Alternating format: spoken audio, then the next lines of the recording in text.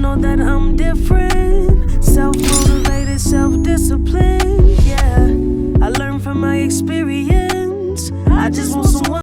What's going on, everybody? Welcome to another episode from Boyz. I'm your host, Terry, Mr. King, and I'm here with a long-lost co-host of mine. I finally found him on the side of the road. So, you know, if y'all ever seen any of our stuff in our class from finding where's Cordell, he's here today. Hey, let's go. What's up, everybody? Let them know your name. Cordell. Born Clee. Yes, sir. He still don't come in with no enthusiasm, y'all, so That's right. I'm sorry to help you with that. But actually, I got a special guest as well, too, man. This man is taking over the entertainment industry near and far. Eventually, he's going to be one of the greatest of all time. And hopefully, I can ride the wave with him, and me and both take over this whole industry as you know it and put it on top of his head and make our own different thing. But, man, this guy is a king in his own asset. And, man, honestly, he does anything he touches turn to gold. He got the Midas touch. I'm just letting you know right now. Hey, Midas touch, man. Hey, there ain't no words to even describe this man, but greatness on another level. So I'm gonna introduce y'all the king himself, Cowboy Griffin. Man, that introduction, right?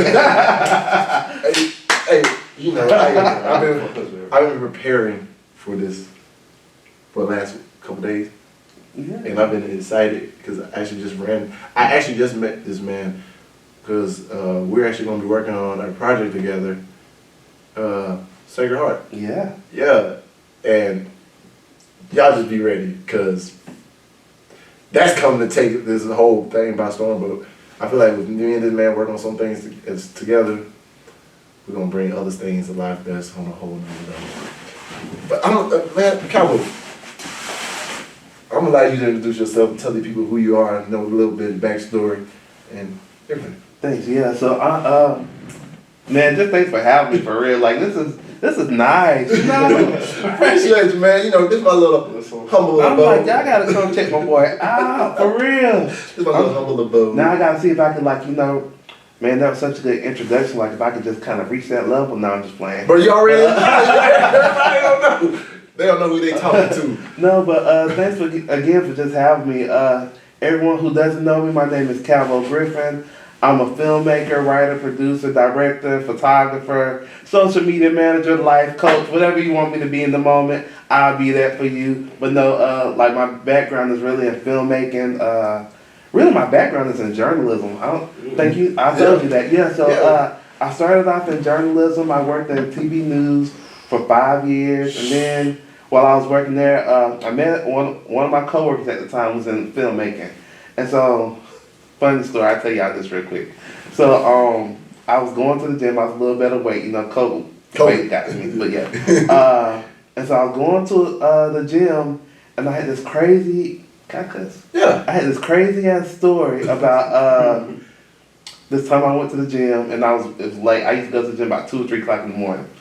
And a guy came up to me one day at the gym and he's like, "Hey bro, like somebody I don't even know." He's like, "Hey bro, can you give me a ride?" I was like, "No, like why would I give you a ride?" He's like, "Man, I'm sorry, I can't I'm in here with my cousin, I can't leave right now, like I really just need you he's like, "I even hate to ask you, but can you just give me a ride home?" And so I'm like, why are you like, I was leaving the gym at the time. And so I'm like, why don't you just like call an Uber or something? He's like, "Man, I got shit." And I'm just like, What the fuck? You got a shit. So I'm not gonna tell y'all how it ended. Y'all have to find that. Go dive deep and find that story on YouTube somewhere. But anyway, so I told my coworker friend at the time this story, and he was like, "Bro, like I'm in the filmmaker, can we make this a film?" And so we got together and we actually went back to Planet Fitness. They were nice enough to let us recreate and shoot that whole entire story. And that's my first short film I ever made. I had did acting before, theater kind of background, but I had never did film. And just for me, like doing that one film, I was like, man, like this is totally different from theater. And people who have done theater before, like they know that film is actually like a lot different. And that really just like was the spark that started, and from there we just kind of like tag team, and we started making a whole bunch of short films, really good short films that I thought were really crappy at the moment, but looking back at them were really good, and we just kind of stayed consistent with our journey. You know, the more you do stuff, the more you get better. Someone wise once told me like, what makes perfect? Perfect practice makes perfect. So the more you do stuff, the better you know, kind of get involved with it, the better it got. And for me, just really just making short films and doing stuff, it led to me being able to direct local tourism commercials and work on national ad campaigns, and even go work on different TV shows and feature-length films, and while I also create my own. And so, yeah, I've been excited about it. So yeah. I'm trying to get to your level one day.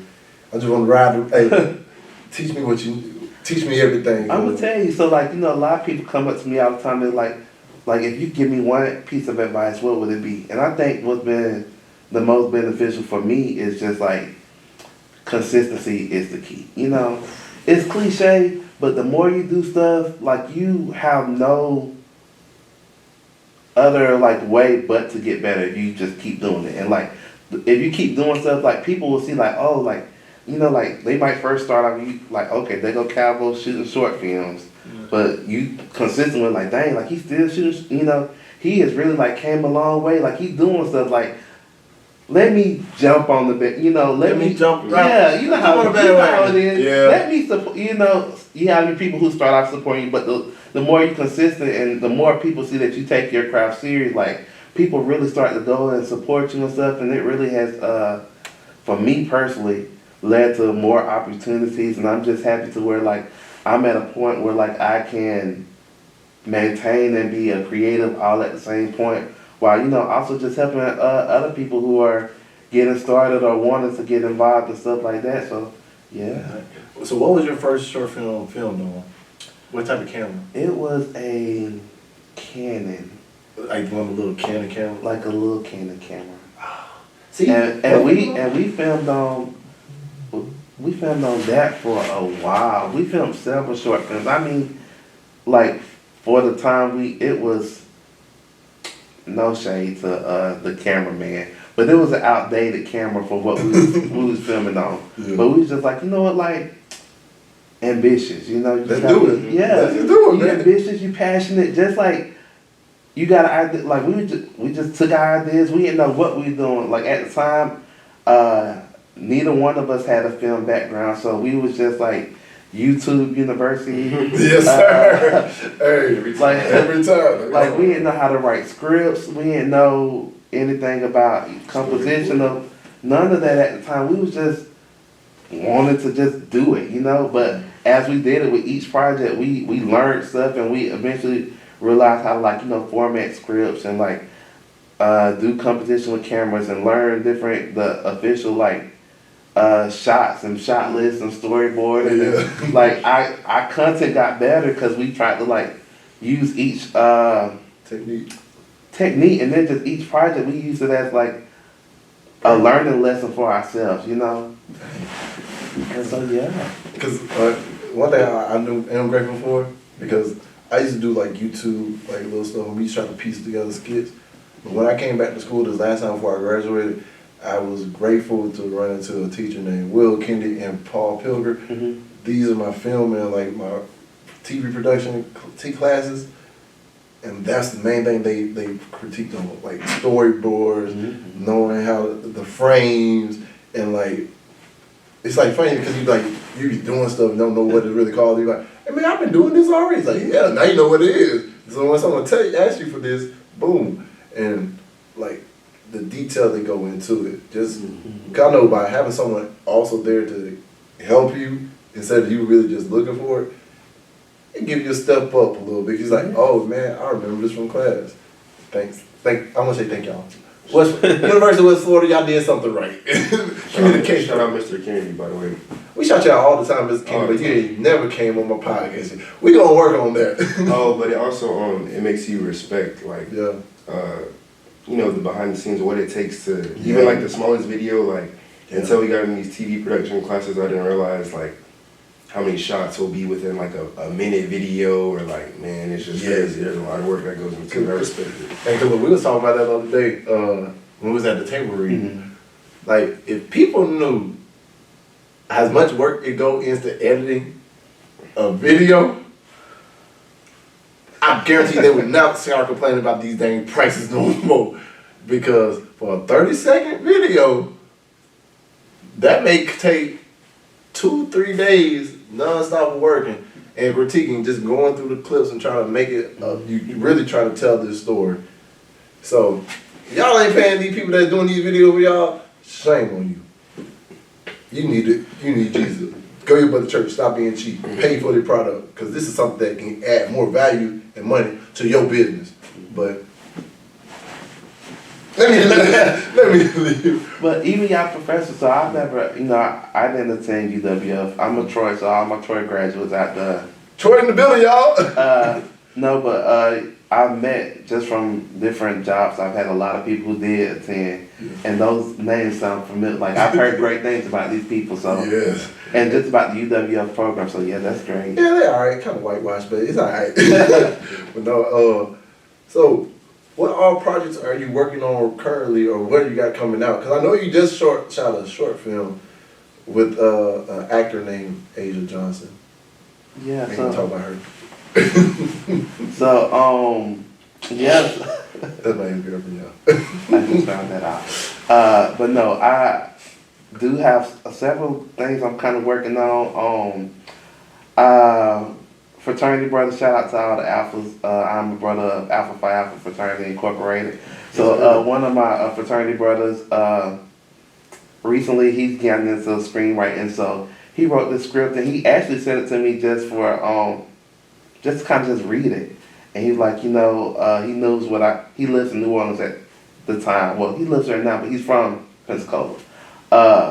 And he was just like, I was interested in kind of seeing like the production side of filmmaking because I'm more on the screenwriting side. So I read the script and I'm like, this is a good script. Like, you want to just shoot this? And he's like, really? Yeah, really? I was like, yeah, like we could just, we could just shoot this out. So I kind of just used it as like a learning tool to just kind of show him like pre-production through production, and now we're in post-production. Just the whole process of like filmmaking. And it is good. It's called Marry Me Yesterday. We just officially dropped the poster on yesterday, and so I'm excited for that. So that's my next project. And over the past year, I have a horror web series that I'm working on. It's called Mirror. And so I already know it's something. yeah, and so that's like my big project. We're in pre-production now, just kind of get things ready. Last year I shot what they call a proof of concept. And for those who don't know what a proof of concept is, it's just like a short film, just kind of like showing the idea of either what the bigger project is going to be about.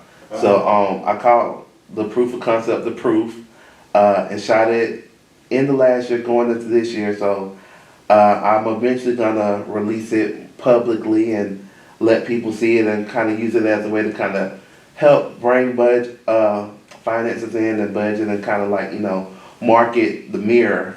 And so, yeah, so those are my two big things I have coming up. Plus, like me, I'm always just putting stuff out. So who knows what may come in either before that or after that, I'm always just trying to... Oh, Sacred Heart, let me not forget that too, which we are both a part of, which is led to this, joyous reunion, or yes, sir. I guess you could say reunion, but we ain't met, but we what's the word I'm looking for? We're making a bond, a union. Yeah, union, yeah, not reunion, but union. Yeah. When we get to reunion, but y'all be on the lookout for that, because Sacred Heart, which was written and directed and being produced by Rico Tunsil, yes, sir, as well as the legendary boxer Roy Jones Jr. and Bill Marshall, and other producers. Yeah, y'all be on the lookout for that. That's real big. And that's my family. But I did not get that role because of my family. That's what I was looking at. Hey, because actually he did not know I even auditioned. I didn't go to the first audition, and thank you, Mr. Enrico, because Enrico saw something in me from the first time, but I always tell him, like, I don't want to make it off of my family name, or who is in my family. And he was not at the second audition.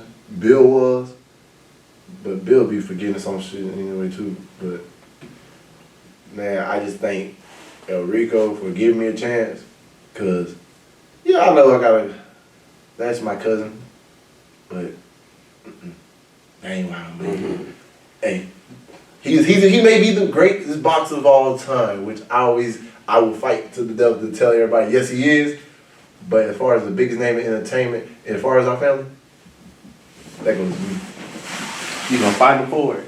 Hey, No pun intended. hey, I won't even have to throw a punch. I'm gonna call him mom. I'm gonna call him mom before he was like, "Count this to man." But no, like, you know, a whole bunch of the thing about it too. When you have like a famous person in your family, I think everybody, like, you always got that card you could pull. Like, hey man, I got this idea. You want to show you? Boom.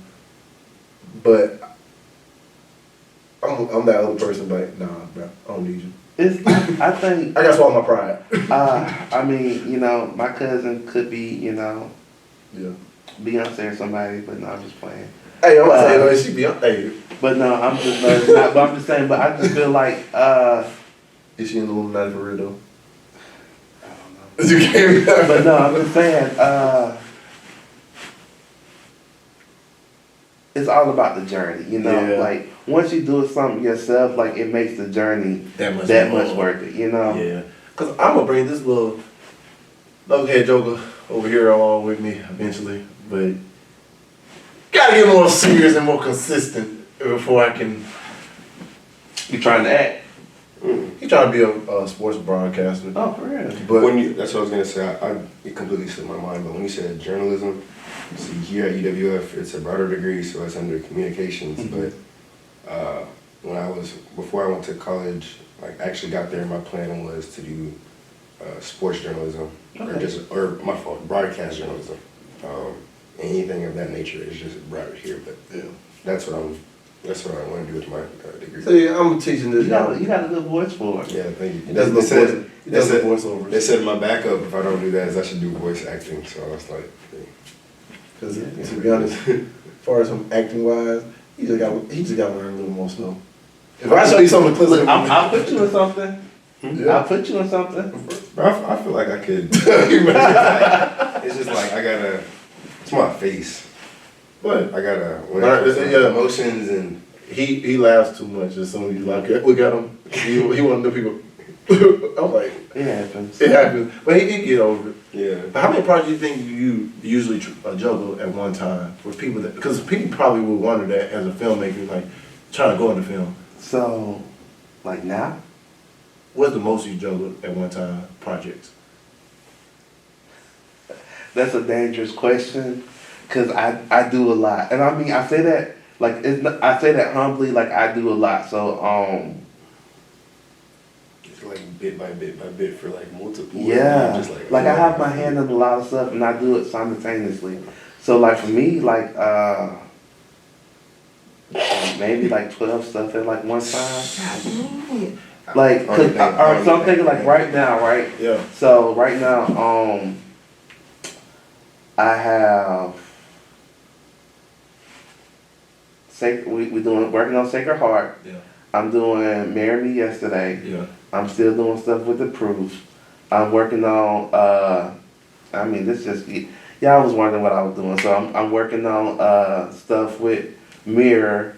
I'm also I've been for the last couple months I've been editing feature-length film. So that's been interesting.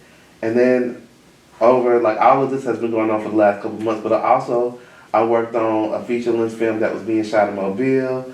I worked on What's a feature-length film? Huh? What's a feature-length? So a feature-length film is like a regular movie. You have two sets of like two main categories of movies. You have short films, which counts as films under 45 minutes. Okay. And then feature-length films, which are anything over 45 minutes. Oh, okay. So, like when you just watch a regular movie, it's a feature-length film. Okay. And so, yeah, I worked on feature-length film in Mobile. I worked on different TV shows. All of this is at the same time. And then up until last month, I was planning a festival. I guess it's a two-part festival. So Culture Fest. So if you're in the Pensacola area, y'all be on the lookout for Culture Fest.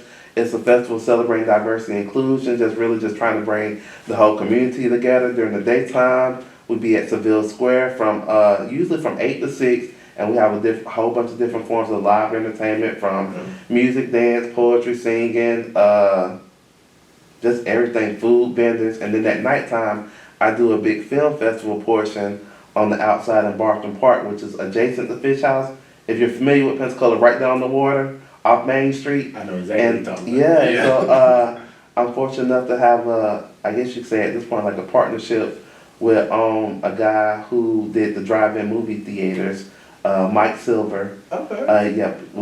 He comes out and brings one of their big drive-in movie theaters, screens and sets up, and we have a whole little like short film festival there. Yeah. Wait, what day is it? So it's annually, so it's in May. Okay. So last year was the first year, this year was the second year. So, every year working to get bigger and better. But in the midst of all of, that's my shameless plug right there. So y'all be on the lookout for Culture Fest next year.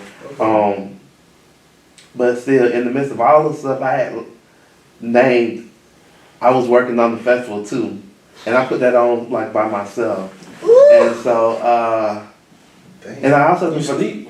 I don't. And I also do photography too, so like I have, weekly photo shoots, and I still picked up, like, I work a 9 to 5 job part-time Monday through Wednesday, so I did that too. So like all of this plus like, I don't know, 3 or 4 other stuff like simultaneously at the same time. But I love it, like you find what you love to do. It is like it's crazy because you ask me, do I sleep? But like, and I laugh, I chuckle. Cause you forget sometimes. No, like, dang. I don't. I mean, I'm not the best sleeper, and it's funny because like my friends and family, they have come to me like on some type of like intervention type stuff. Like we really care about your man. Like you're really doing a lot. Like you need to just slow down. Yeah, you need to just slow down. You need to take some time.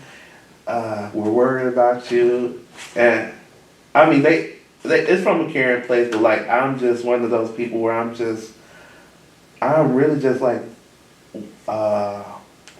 driven. And when you driven, and I am, and like once something hits me, like I dedicate. I never really take a project on that I can't dedicate myself to, and I might overly dedicate myself to different stuff, but like that's how I function the best when I'm like doing a lot. Mm-hmm. See, like when I'm like that. If I have like a week and I don't have nothing going on, I'm going crazy. Like I tear the house. I started breaking up sleep. Like for the first day, I might just be chilling asleep, but then like that second day, I'll be like, all right, like what am I supposed to do right now? Like what did a regular person do? No, honestly, I understand that to a T, because some days, like when I first started my podcast and everything, even still to this day, like when I go in there and start editing, like I'll be here from the time it open to the closing. I've been editing like 3 or 4 videos. And same time when I be same time when I be like shooting, I start from 8 to 8, and literally I push as many episodes in one day that I can. Sometimes some people can't make it and everything, so that's cool too. I get a chance to like relax for a minute, but I'll be like, okay, I can go edit this. Like recently, I was finding my escape was watching anime. Really? I've been watching One Piece, and low key throwback, but I'm finally catching up to everybody else. So in my spare time, when something don't come my way or like doesn't fit my schedule, I can watch my cartoons. Next one, do One Punch. So it's funny you say that. So it's not on TV right now, but Abbott Elementary. Y'all watch that show? No, wait, I know it. That's the one with that the girl, the little short girl. Yeah, and Chris. A large, yeah. Quinta Brunson. Shout out to Quinta Brunson. I don't know you yet, but I know that we will one day be really cool. And the show just got picked up On NBC. for a second season, and they just came out today. They won a lot of Emmys, and so they're they haven't won. We're speaking into position that they're gonna win a lot of Emmys, but they just became Emmy nominated for a lot of categories. I love what they're doing because actually, when you said the person, I was like, oh, y'all know what you're talking about NBC. Because dude from Everybody Hate Chris on Tyler. Tyler, what up his name? Williams, I think. Yeah, Tyler he's up in there too. And it's funny because I'm like, in real life, I feel like these type of teachers really hard. And so, like, I worked in the school system for like 3 years, and that show just like it does. It is so real to like the school systems, like from different aspects. But when you was talking about like your downtime, like this is what your downtime is for me. Like when that show was on air, it was just like that was my downtime. Like I knew every Tuesday, like I'm gonna work. I'm gonna work throughout the entire week. But Tuesday at 8:30 when Abbott Elementary come on, I'm done. Like, don't call me for 30 minutes. Like that's like I knew if I didn't rest for the entire week, Tuesdays at 8:30, like that's a guilty pleasure. Yeah. And I mean I'll be that way with different TV shows, and I like kind of use that as my time to just like chill out. Yeah. See, I know mine is Cobra Kai. For real. So I haven't heard it. Oh, I mean, I've heard about it, but I've not seen it. But I've heard good things about it. Yeah, and what I love about Cobra Kai, it shows the different layers of a person. Because the person you will think is a bad person ain't even a really bad person. The person you think that's a good person, he ain't really a good person. It shows the gray area in between and how you just gotta decide which one you want to do. Because like the whole time when we even watch Karate Kid, we had our mindset, oh, this is a good guy, this is a bad guy. There could be nothing else in between. You're good or bad. Nah, it made more realistic. Like, you're good and you're bad. You got good moments, you got bad moments. And at the end of the day, you're still a person. Because you don't know the backstory about what causes a person to do this thing. And I love the way they write. Whoever writes that show, or the producers, I love the way they tell the story. And one day, hopefully, I'll be a better storyteller than that, because that's the exact type of picture I want to put on my stuff. Because most of my stuff I want to do is want to talk about men mental health. I'm trying to break down these stereotypes of what men are in this world, because there's no such thing as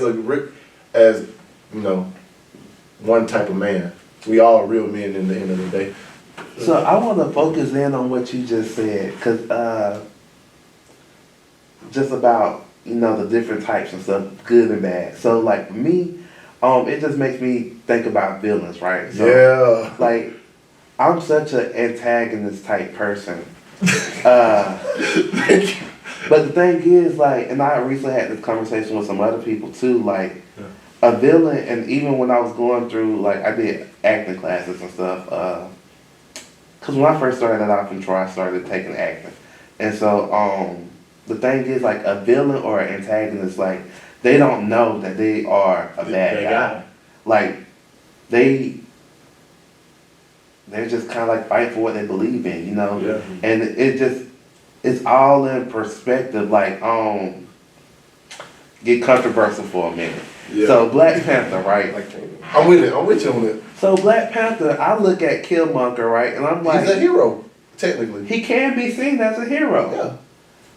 But because of the general view of society and the perspective, like, he is cast as a villain. Yeah. But like he was just really just fighting for freedom for his people. By any means necessary. Yeah. Was he an extremist of some sort? He was, but like his whole theory of what he wanted was like, is this country here holding all of this power? Why hold all this power when you can give it to people who are across the country just struggling? Which is your people. Yeah, which is your people, our people, to where we could rise. So it's just like not really focusing on history, but just like as a person, like not everything is good, not everything is bad. It's just our perception, you know. Yeah. And it all plays to like what we've gone through. Like if Chadwick Boseman would have been in Killmonger's shit, I say Chadwick Boseman, but T'Challa, if he would have been in like Killmonger's place, like who's to say that he didn't follow that same footsteps, you know? I like that. It's all in just kind of like upbringing and just like perspective. I've been like really on that a lot. Yeah, another controversial one is Thanos. Yeah, Thanos too. That's what I was saying. Technically, if you really look at it, like y'all saw it, he was like, after he got all the Phoenix Stone. he was literally chilling in that little hut or whatever. Like he just wanted peace, but he was an extremist to what he believed in, and the thing about it, I look at it like this: the extremists see what needs to be, what is needed in the world, but nobody's willing to do. Mm-hmm. And like these type of people that they so-called label villains that take these so-called extreme measures, they're doing what they know is needed. Mm-hmm. That most of the people are like, nah, man, no, we figure out a different way. But in reality, the only one way to actually fix some problems. Like Thanos, he seemed like his whole planet is starving and everything. People are dying and everything because of overpopulation. Yeah, and he realized like that's from his upbringing and past. Exactly. And he's like, bro, I don't want this y'all other worlds to be destroyed the same way, so I'll just kill off half the universe, and everybody will be good. But the thing about it is, a lot of people can't swallow that pill. Yeah.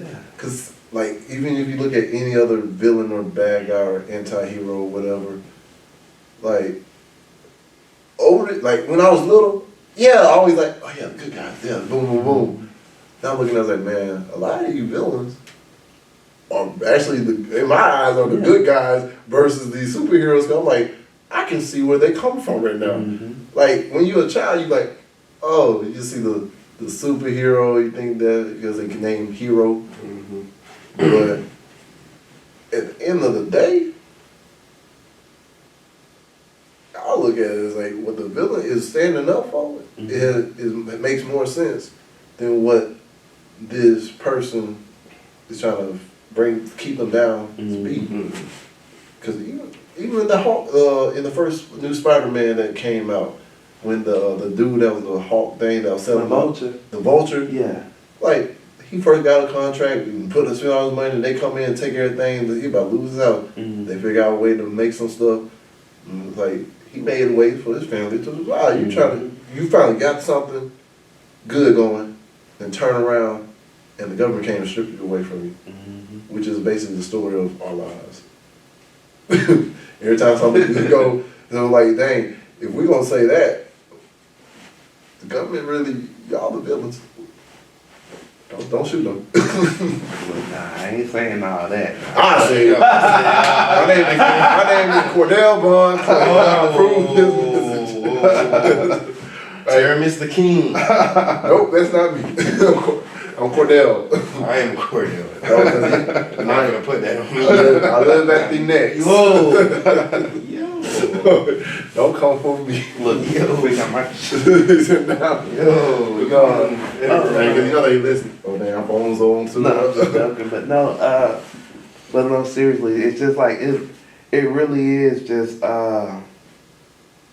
like your mental and just like, when you at the time. Yeah, and just how life affects you, you know, it's interesting. And I love, like, even as a writer, because I write a lot of the stuff I do, being able to, like, dive into a character, and you as an actor as well, being able to just dive into, like, the psyche of just a character and just, like, see and kind of play off of, like, everything that they endured and just kind of, like, go on that journey with them, you know? Yeah, because, like, the character, like, people don't know this. Oh, but they will know soon. I am playing a villain in this series. Well, technically for them, they say I'm a bad guy.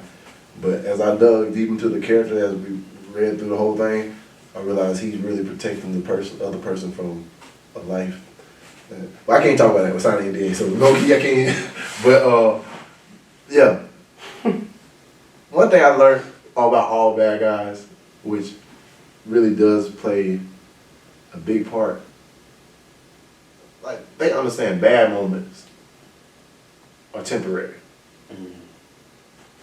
But you know, bad guys, we live forever. Wait, elaborate on that though. I want to hear more about that. That's actually a wrestling term from Scott Hall. No, Hey, hey, but no, cause look, bad moments do come. You know, a good villain, he can actually let you start seeing their perspective. Like, think about the Joker. Will always live forever. Think about every good, like, there's always that one good villain in, like, that to every superhero. You know, they may have multiple and have other villains. There's always just that one. Cause if I say Spider-Man, enemy. yeah. If I say Spider-Man, you already know it's the Green Goblin. It's the same thing. Batman, Joker, Superman, Blue Slate. Yeah. So like, yeah, I can't think of. I'm like, I feel him. But yeah, but I can't think of the dude's name. But yeah, the ball head, like, yeah, but like, that's saying, and they're always the opposite because they always willing to take the necessary step to achieve what they're trying to achieve. So honestly, I look at it like that, like, you know, bad moments are temporary. So as people, Yeah, do you, all right, so we can't speak for everyone, yeah, but as you, yeah, as a black man, yeah, right here in this chair, yeah. are you a hero or are you a villain? Just like in your current mental capacity space where you are now in this given time, Ooh. I can answer that. are you, yeah, I'm gonna ask you too, but No, what, I was trying to answer him. Can I be an anti-hero? focusing on the camera, no. Can I be an anti-hero? Or So, no, because what is an anti-hero? the one that actually is so-called still So labeled a hero, you like just Deadpool, like Deadpool. I I was know. about to bring that up. Yeah, Deadpool I was was like, like- he could be seen as a He could be seen as a hero and a villain. The same thing with Black Adam. He could be seen as a hero or a villain. He could save the world. He could destroy. Nah, that wasn't the option. So you a hero or you a villain? Okay. Like from my perspective. from your perspective, but based off of our conversation that we've had right now. Okay. If we're basing off the conversation on here right now. You just like this current moment in time. Yeah, right? like this I'm current not saying moment in we're talking time. about the past. Not like in the past, but like right now. I think I still see myself as a hero right now. Okay. And I think a lot of people would do the same thing because they always see their side. But to somebody else on the outside, they might think I'm the villain. And to me, I may think they the villain. Like, it really just comes down to perspectives. Because, like, me, I'm always going to think highly of myself. And if, like, acting roles, whatever, in my head, even though they may say on paper I'm the villain, I'm the hero in myself. I'm like, no, I'm the hero. I'm saving the person. But in real life, right now, I'm the hero like Joker. I'm the hero like the Joker. Yeah. The last Joker, the one that's the standalone film where he was. Yeah. That's what I was following. I was following you. I wasn't. I The way y'all look, I saw that movie. I was like, the way y'all looked over at the same time, I was like, but yeah. What about you, Cordell? right now, I could definitely say that I am a hero right now. In the past, definitely a villain, but that does not matter. As of right now, current state, such a hero. Amen. Hallelujah. I feel like he like kick ass with that hands, training down the wall. He's like, getting it going. All right, Cowboy, what about you? Yeah, I'm a hero in this current moment. I'm a hero. Yeah. I do feel like I have played the villain, Oh, yeah. Me too. but like Most majority of my life. not in a not in a dangerous way, but like I just like in the villain, like based off of what we talked about, like I feel like villains are more motive driven. Like they have a motive, Yeah. they have a goal. Like nothing You're gonna stand there wait for Yeah, so I might be more of a villain right now. Wait, So, hold on. huh? Wait, hold on. When you said that, wait, hold on. I'm like, the dark side just hit me. No, but like I just, based off what we were just saying, like villains have a goal. Yeah. Like they're not gonna let anything stop them, no matter what happens. And like the hero be trying to stop, The hero is just out to just keep society the way it is. Yeah. But sometimes you got ruffle some feathers to yeah. get peace. Yeah. So I understand what you're saying. I feel like I'm a villain. I'm a villain, you guys. No, I'm just- Yeah, actually, Nah. the way you said it that way. Yeah. Nah, you a hero. You're right. You didn't really, the hero option seemed like a bitch. No, but look, one, like, to be honest, I feel like a whole bunch of women already look at me as a villain anyway for making this show. Cause I'm standing up for all those men that they try to break down. So I say fuck them. But yeah. We can't all. Don't renege. No, I'm not gonna renege. Hey, Cause like I'm go. Hey, Cordessa, he like, I know I'm a hero. Right now, I can definitely say I'm a hero, bro. Yeah, I'm gonna say Deadpool. I'm Deadpool right now. I'm going back in time, cutting off people's heads. I'm just saying, like, I'm like the Silver But Surfer. you just got to He's give not a hero. what? He just had the Silver Surfer. Silver Surfer is not a bad guy. He was a bad guy. He really wasn't. He was just lost. He wasn't. Well, He We talking about Fantastic Four? Yes. Yeah, he was just lost, right? That's what I'm saying. He got lost and I just got lost. the Fantastic Four just attacked him.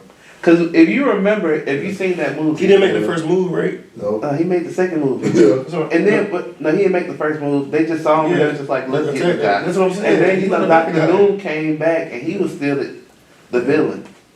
Touche. Never mind. You're right. And that was my. I ain't no big Fantastic Four, but I do like that movie. I'm not, but Silver Surfer, when I was growing up, when I was real young, that was my favorite villain, even though he's not even a villain. Really? But plus he also looked cool.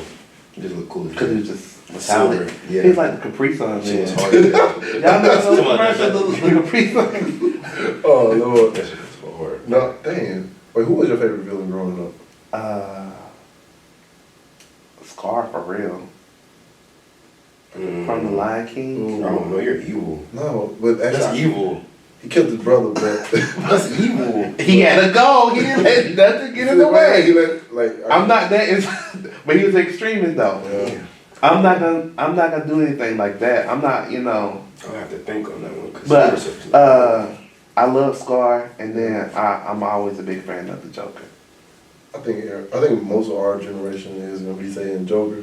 Yeah. But if I was really to dig into it, like out of every movie I ever watched, Wait. I can't think right now, but I know there's good ones that I have. I just can't think of them. Oh wait, are we like saying like in general or childhood? no, let's do childhood. Yeah, the childhood. I love Scar was like That dude. he was Well, I would say cartoon Scar. I don't know Yeah. about the live action version. Yeah, nah. If we're gonna do that, I have to say, Lion King too. The mama. No, No, not the evil mama. from the second one. Yeah, the second one. Oh yeah, she was Cause like she was just trying to. she She applied them, but she was a good one. The exactly. She second made one- me. I had to watch it. What's the guy from Teenage Mutant Ninja Turtles? Shredder. Oh yeah, That was she one of my favorite ones. From Teenage Mutant Ninja Turtles. Which one? There's Cause look, like 18 of them. I was about to say, are you talking cartoon version or are you talking about the movie version in the 90s? I've seen all of them, but I don't even know. Just Shredder. I like Jafar too. Ooh. Jafar. From Atlanta. Yeah. That's a good one. Yeah. Ooh. Hey, who was technically the bad guy in what movie I'm thinking of? Well, never mind. It slipped my mind. Okay. Another question, Calvin. So where do you see yourself in the next 5 years as in the film industry? Or in any type of industry that you decide to step into? At the top. Yes. Does that include Los Angeles? It does. So like, So you would move to Los Angeles? so this is how. So you, You all right, I'm got a answering game your plan? huh? Oh, I thought you was about to go through a game plan and blueprint. So no, I don't really have a game plan or blueprint, not necessarily. I do, have goals though. Okay. I'm really just a person that's like trust the process. Where I want to be in 5 years really is just like at the top. When I say top, I really mean from a film perspective, top of the line, which is someone who's either a writer, not writer, but director, assistant director, producer. Those are your kind of top of the line jobs. So I want to be in one of those roles for like nationwide something. So whether my goal is I'm trying to get to a point where I start directing nationwide commercials, and then I would love to do episodic directing, which is for television, and because I think that's pretty cool. Like different TV shows, they hire different directors, so I could direct like a comedy and then turn around and direct like a drama and just kind of do that while also perfecting my script and eventually directing my first feature-length film or major production feature-length film. And so those are my goals for me. But when you talk about like Los Angeles, like a lot of people ask you like, hey, where would you like, if you could live in one city, like where would you want to live? For me, I've always not had any specific place where I want to live. Yeah. I just like I've always known that whether it was with journalism or with film, it was gonna require me to be multiple places You gotta be for multiple like different seasons and stuff. And so I'm just like that's how I live. I'm like, but when I get to the place where I'm trying to be in film, like I could be in LA for 2 weeks or 6 months and then turn around and be in New York for 2 weeks or 6 months, or I could be, in London somewhere for 2 weeks or 6 months. Like that's where mentally where I'm trying to be, where I'm different places at different times depending on what is required of me. So like I love to travel, and so I've been really just kind of taking with my last few trips that I've been taking, not really doing it on the tourism type level, but more on like a local type level. So recently, beginning of the year, I went to New York, and I just stayed in the Airbnb, and I walked and took the subway like everywhere, and just like get the experience. Yeah. So you know how it actually feels. Yeah, and I've been doing that like to other little cities that I've been going to, just so where I can get like a real deal type Vibe. simulation of like what it would be if I actually lived in these towns, or when I live or am stationed here, and kind of going from there. But overall, like I'm just, like I said, trust the process. I've been that type of person. Like I have goals for myself. I set ways to achieve those goals. But life throws obstacles with you. But as long as you are focused and determined, like it's gonna, and you have faith and you pray, and I'm a believer of God, and I just you gotta trust Him, and Yes, sir. yeah, just keep on, like I said, stay consistent, just keep going, like don't stop. It's gonna happen. Like everything so far in my life that I've set a goal, I've accomplished it, and so I'm just on and up, Okay. So, And that's my words of encouragement too. hey, yes, sir. Hey, I forgot to tell y'all at the beginning of the episode, look, because our main thing from Boyz II Men, what we focus on is communicate, motivate. Damn, I forgot. Wait, hold up. Let me rewind that. Communicate, motivate. Damn. Educate. There you go, damn. That's my word. I don't know why I skipped It rhymes. Exactly. Thank you. Okay, that's our main three things, and like that was literally hit the motivation. CME. Oh, actually, it was communicate, educate, motivate, but I forgot the E. CEM. Kim. Is that okay? Or you can do educate, communicate, motivate. It is how it's how to roll off the tongue. But all right, for like someone trying to get into this industry in directing, filmmaking, writing, what is some advice you would have for them? So it's gonna sound real cliche. A lot of my like mottos and stuff I go by are real cliche, but they have the most meaning to me. And I'm gonna just say, just do it. You know. He just like, oh, good look. No, the reason I jump up like that. Look, every time someone asks me anything, they be like, man, I'm trying. I say, no, fuck, try. Just do it. Yeah. Because try, there ain't no such thing as try. You get nowhere trying. You just do or you don't. If you're gonna do it to your best, and they gotta take care of the rest. While you moving, these same progressive and stuff, doors open. Yeah, and I'm just like, for like filmmaking, it's so many opportunities, and people like, we are in a digital age where people are filmmakers and don't even know it. Like, you look at Instagram Reels, editing. You editing, you know, skits or TikToks, you know, you editing skits and stories and stuff like that. You a filmmaker. I mean, it is what it is. You shot something, you put a story to it or put some kind of concept to it, you edit it, like, that's what it is, you know? TikTok pay me my motherfucking money. You are content creators, but I'm just like, with us, we've had average person has so many resources that they don't necessarily realize that they have. Like, people, big time directors are shooting films now from iPhones. And not necessarily like an iPhone 12, like an iPhone, they going back using iPhone 7. Just to get that certain look and stuff. Yeah, but I'm just saying, like, if you want to do something, just like, write you a story, don't even have to be great, or just, you don't have to write a story, but if you just shoot it, and there's so many different apps for editing. If you have an iPhone, you have iMovie on there, you can just edit together and you just do something. You just put it out. Like, when I started out, or when me and my crew started out, we were shooting, like I said, with we were shooting with the bare minimum.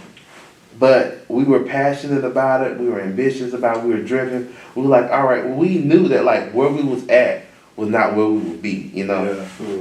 And so, like, we just did it. And the more you do it, the better you get. Like, I always say, like, Picasso didn't become who he is by just drawing circles. Like, he just kept doing it, and eventually it became a beautiful masterpiece. So, whatever it is you want to do, my background's filmmaking, but if you want to be a sports journalist, like, you could just, you know, you don't have to wait for the moment to be it. You could just create the moment for yourself. You can start recording your own journalism stories now. Create the moment for yourself. I'm not putting it. But I'm just saying, like, if it's a photographer, just you take as many pictures as you can. Just continue doing it. Whatever your dream or aspirations is in life, just do it. Yeah. Yeah, cause I'm not gonna lie. I ain't mean to put you on it's all good. I already knew it was coming because I've been talking about starting my own little sports broadcasting thing for the longest, and he was getting on to me because I'd be like, yeah, I'm gonna start eventually. Like, I'll get there. And you know, if you got like a real barber, I don't know what it is about barbers, but they always be dropping the most knowledge for some reason. If you got the right barber, and I was talking to my barber. This was like, who your barber is? Give him a shout out. Shout out, it's in Tallahassee though. Shout out Kendrick Cuts. Shout out my dog Dre.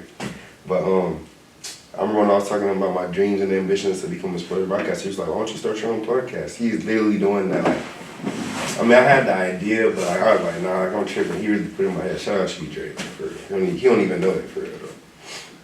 But you know Wait, hold on. Ask him how many times. No, you can go ask him this. Ask how many times I told him to start doing that. Ask him. Yeah. But listen, I don't want to hear it. I have made. You made progressive. Sure, you made progressive. It's not even that. It's like when I started the job at Krabs, I basically put a hold on everything else. Yeah. Like. So like, I'm gonna come with you. So it's not an excuse, but like it just. So it's not an excuse, because I'm gonna tell you. So like even before I got into filmmaking, right? So I did a lot of acting back home in Alabama, and then I moved down here, and I was like strictly just journalism. I'm like, that's the past, you know. Like, I always had a dear part of my heart, but I just let it go. Yeah. And I had people coming up to me like, you know, you should act more. Like, you should direct. You should shoot your stuff. And that happened like years before I really started doing it. Mm. And I was at the same time like, like, yeah, I'm gonna do it one day, When we get there. Yeah, but it made at the time seem like an excuse, like you just putting it off. But it's hard doing it. It's just hard just to do it. And then I also feel like it's all in time, man. Like, if I would have started doing filmmaking, I could have started doing filmmaking, I don't know, 15 years ago, but I might not have been in the right space of capacity. We talking about it. Yeah, like, I might not have been in the right mental space or like capacity to just like start and continue. Like, it could have I could have started, it could have been a phase. That's why we have phases, because sometimes like we do two stuff at the wrong, like I feel like phases like people do stuff at the wrong time. Like, or sometimes phases like seasons, you do something and it's meant for you to just do it and let it go. That's just how it is. It's all in time. Like I go back to saying trust the process. Like, it's all in time. Like, everything happens at the right time when it should happen. So that may be your thing. Like, That's right now or right now, whenever they said it might not be your right time, but I don't know, 3 months from now you might just get the idea of just, all right, I'm just doing now.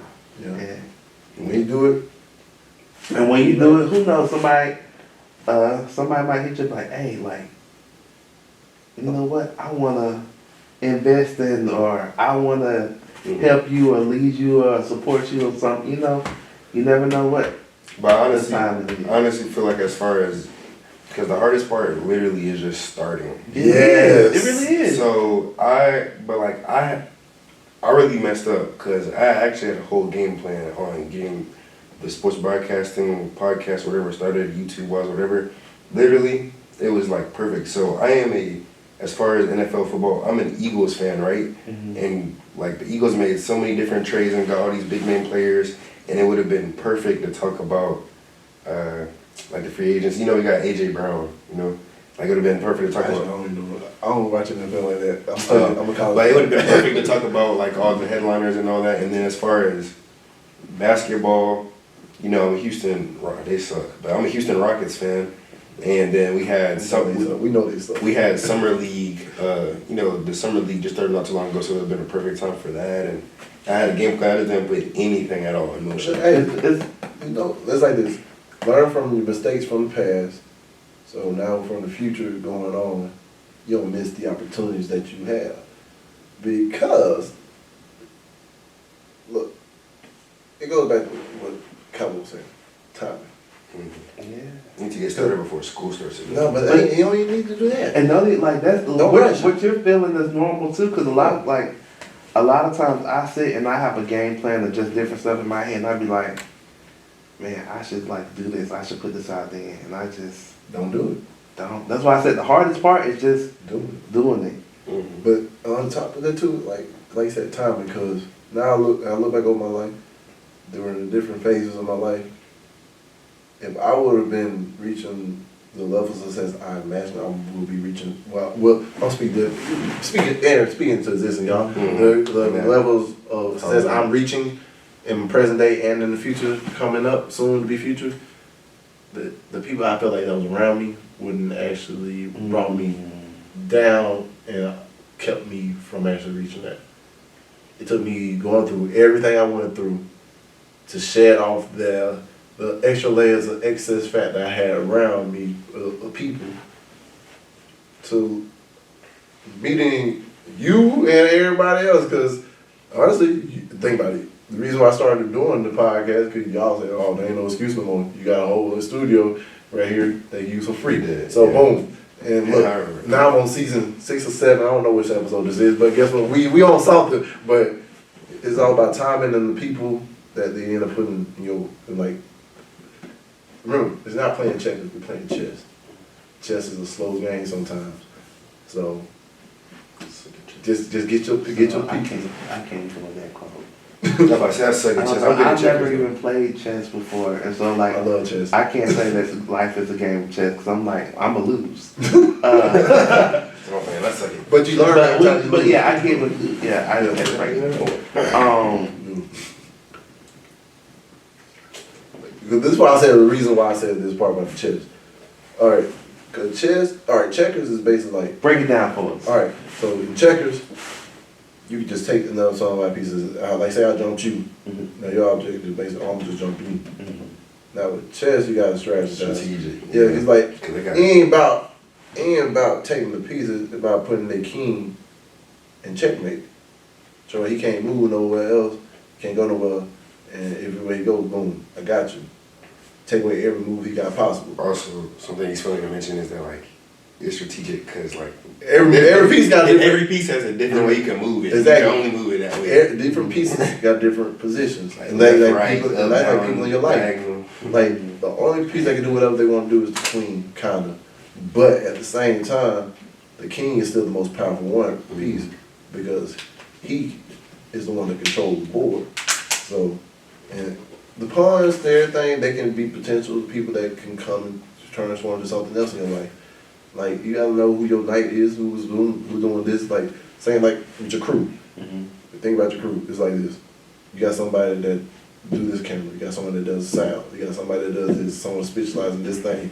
That's the people on the back row that specialize. Everybody else is just extra people that can create. Eventually, their skills go up and then boom. Hey, now you can be one of these pieces right here too.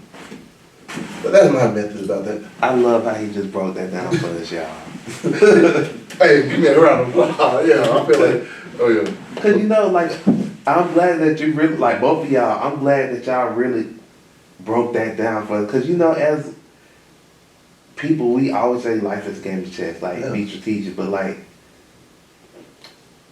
if you don't understand what that game means, chess, yeah. like it's just like, you know, what does that mean? Like, all right, I know I move strategic, but like, y'all just really just broke that down. Like, so good. Thank y'all. Oh, no problem. For some of them cliches, you gotta really understand. It is. That's what I'm saying. You like most people like, oh, what you mean? And that's why I always kind of follow up. Like, I can't say that because like I don't know chess. You know. Yeah. Because I had learned this too. Because like, and even if these pieces don't move, I actually gotta make them move. And you never know who your people is. Like really, sometimes you don't need to pay attention to your opponent. Just pay attention to what you're doing on your side of the board. Because when you do pay attention to what you got going on, out doors open up, different outlets open up. Now, even though you're not really moving, now you're gonna see, oh, I can move this way, I move that way. You just gotta figure out which is your best route. Because you know they say life is like water and everything. Really, it's life is no one way. Life is multiple ways, and there's no such thing as a wrong answer. Because if you think if it's a wrong answer, your opposite think wrong. Because look, you make every right move in your life to be right where you are right now. I believe that. And I'd say thank God and thank everybody for like who poured into me. So now that I see that, like, yeah, we think negative. The failures, and every time you fall, it taught you something. You learned something. You became smarter. You just became tougher. You became stronger. You became wiser as you go along. Like I say, don't get easier, but you do get better. Which is facts. My mom always say like everything you go through prepares you for what's to come. Yes. And so like that's just something I grew up in my household, and I believe it. Like everything that you go through or endure or like opportunities that you take or don't take, like it prepares you for like what's to come. You know. Yes. Hey, my mom used to say. You know, man. Mama used to say. Oh, snap. But man, El Cabo, I want to say thank you for coming on. And like, man, you got to come on for round two. I had a great time. You got to come on for round two. But the whole set might be a little bit different next time. I'm always changing up and strategically putting something different. Hey, when this come out, you see how it look right now. Oh, I already know how it's gonna look. That's why I was like, you know what? That was my dramatic. Like, okay, the set look good. Yeah, I had to change it up all the time. And oh yeah, Cornell, thank you for coming back, man. It's been forever. We ain't seen you like 3 seasons, man. But y'all, he's still alive. So all y'all that's loving Cordell, like, where is he at? So What they do for 2,000 seconds? still reading. Yeah, but matter of fact, Cordell, since you've been in a minute, is there anything you learned over time since you've been away that you want to tell these people so they can? How long you been gone? I've been gone ever since I started. Really, ever since I started that job at Crab. So Been like 3 to 4 months. Oh, Yeah, yeah, I did a lot in 3 to 4 months. literally. So he's a little time frame wise. What I've learned In life, what have life taught you? since I've been gone, Yeah, 'cause you gained some I weight. feel like I did gain some weight. I started hitting the gym again. You like Back saying- to what we were talking about as far as chess. I also looked at it a different way because like I feel like you have to, if you like have a goal set or you have something you want to achieve, you need to always have something in motion or progress, like continue to progress, because when you're playing chess, you can't just sit there and not make a move. Like when you're going, you feel what I'm saying? Like when you're going against your opponent, you can't just sit there and not make a move. Like you have to go. Like you have to always have something in motion if you have an end goal or something that you want to achieve. So. Well, I got one other question. Who is your opponent in life? Like yourself, really. Oh, he learned finally, y'all. Hey, I'm proud of him, man. That's that growth that I need to hear. If he would say something else, he would never be back on. He didn't know he was about to get fired when he got home. But no, as long as I know he progressed in the right direction, I'm proud of him, everything he do. But man, And a lot has changed since I left because I'm now the big 2-1. Everything is legal. Not everything. Yeah. okay, congratulations. Big 2-1, Congratulations. man. New mentality. Big 2-1. That means he better go get fucked up even more for legally now. No. Oh, Right. you already done that. Congratulations. But like I said, thank y'all again for coming on.